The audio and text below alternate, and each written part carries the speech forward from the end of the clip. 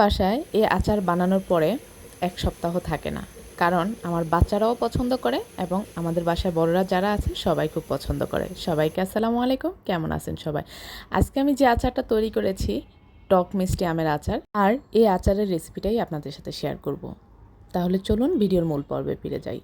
আচার তৈরি করার জন্য আমি এখানে প্রথমে একটা মশলা রেডি করে নিব।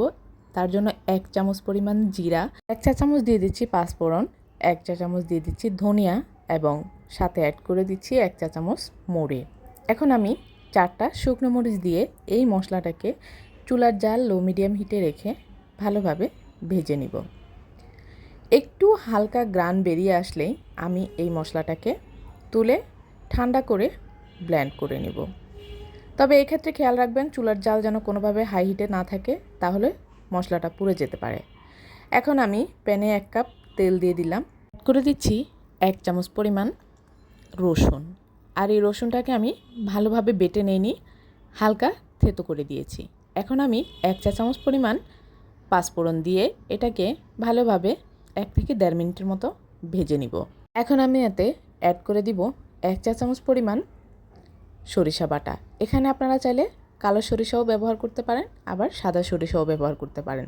তবে কালো সরিষা ব্যবহারের ক্ষেত্রে পরিমাণে একটু কম দিবেন। আবারও এটাকে ভালোভাবে নেড়েচেড়ে আমি ভালোভাবে মিশিয়ে জাল করে নিব। এখন আমি এতে অ্যাড করে দিব কেটে রাখা আমগুলো। তবে এক্ষেত্রে খেয়াল রাখবেন আমে যেন কোনো রকম পানি না থাকে, আমটাকে আগে থেকে ধুয়ে পরিষ্কার করে পানিটা ঝরিয়ে নিতে হবে। এখন আমি এটাকে ভালোভাবে নেড়েচেড়ে তেল মশলার সাথে মিশিয়ে নিব। তবে এক্ষেত্রে কিন্তু চুলার জালটা লো মিডিয়াম হিটে রেখেই রান্নাটা করতে হবে। এখন আমি এতে বড় সাইজের একটা রসুন খোসা ছাড়িয়ে দিয়ে দিলাম, অ্যাড করে দিচ্ছি সামান্য পরিমাণ হলুদ, অ্যাড করে দিব সামান্য পরিমাণ মরিচ গুঁড়া। আপনারা ঝালের পরিমাণটা নিজেরা যেমন খান তার উপর নির্ভর করে দিবেন। এখানে আমি যে আস্ত রসুনগুলো ব্যবহার করেছি এটা পুরোটাই অপশনাল, আপনাদের ভালো লাগলে অ্যাড করবেন, না হয় বাদ দিতে পারেন। আমার কাছে আস্ত রসুনটা ভালো লাগে তাই অ্যাড করেছি। এখন আমি অ্যাড করে দিচ্ছি 1/2 কাপ পরিমাণ চিনি। মিষ্টির পরিমাণটা আপনাদের স্বাদের উপর নির্ভর করে দিবেন। আবারও এটাকে ভালোভাবে নেড়েচেড়ে আমি মিশিয়ে নিব। সো ভিউয়ার্স, আজকের এই রেসিপিটি ভালো লাগলে অবশ্যই লাইক কমেন্ট শেয়ার করতে ভুলবেন না। এখন আমি অ্যাড করে দিচ্ছি 2 চামচ পরিমাণ ভিনেগার। এই ভিনেগার আমাদের আচারটা সংরক্ষণ করতে সাহায্য করবে। আবারও ভালোভাবে নেড়েচেড়ে এটাকে মিশিয়ে দিব। আজকের এই রেসিপিটি কে কোথা থেকে দেখছেন অবশ্যই কমেন্টস করে জানাতে ভুলবেন না।